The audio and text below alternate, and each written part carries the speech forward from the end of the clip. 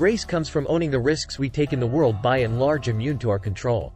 If you build your house on a floodplain of the Mississippi River, you may be devastated when the waters overflow, and you may rail at the river.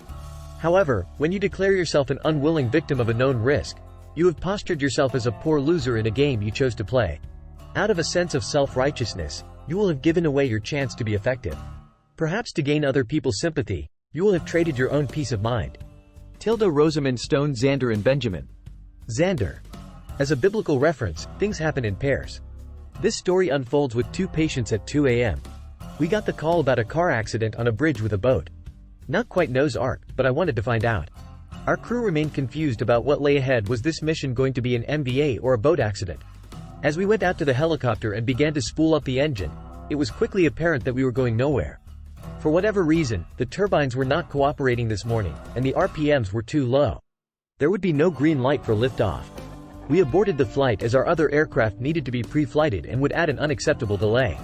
Ground transport was the only viable option, so we set off in the pilot's jeep.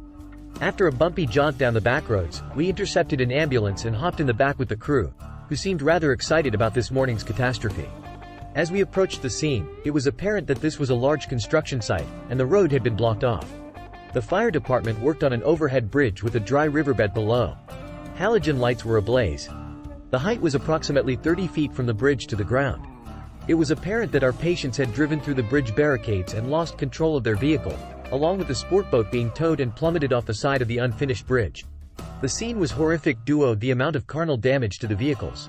It was like a movie scene with smoking vehicles and emergency workers scurrying about. I was convinced that there was no way anybody would survive this. No chance in hell.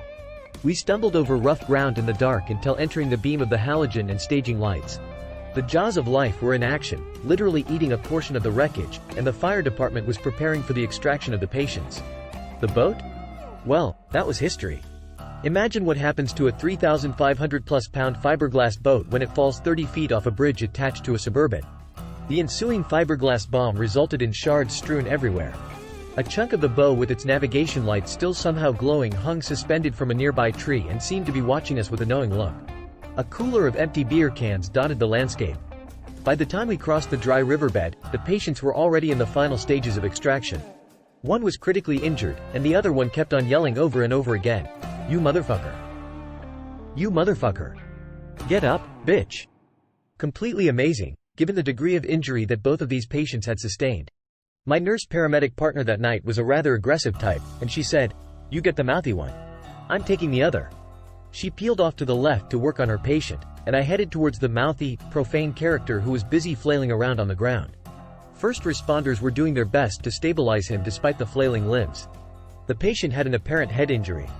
Blood oozed from his nose, but other than that, he seemed relatively intact. From the appearance of his ankle, he likely had a complex fracture, but his initial vital signs were good. His pupils were symmetric, and with persistence, he surprisingly followed some of my commands. Each attempt to start an IV was met with a shower of spit and colorful language. The smell of alcohol permeated the crisp morning air. He promised to behave if I quit poking him and took him to his buddy. My patient did not need to be intubated, although I probably could have justified the procedure. I love intubating. It's exciting to administer a paralytic and place an ET tube in the field, but a bit of chemical restraint combined with being strapped down on a backboard for transport was enough tonight. Check out the rest of the tale on Amazon. Thanks for listening.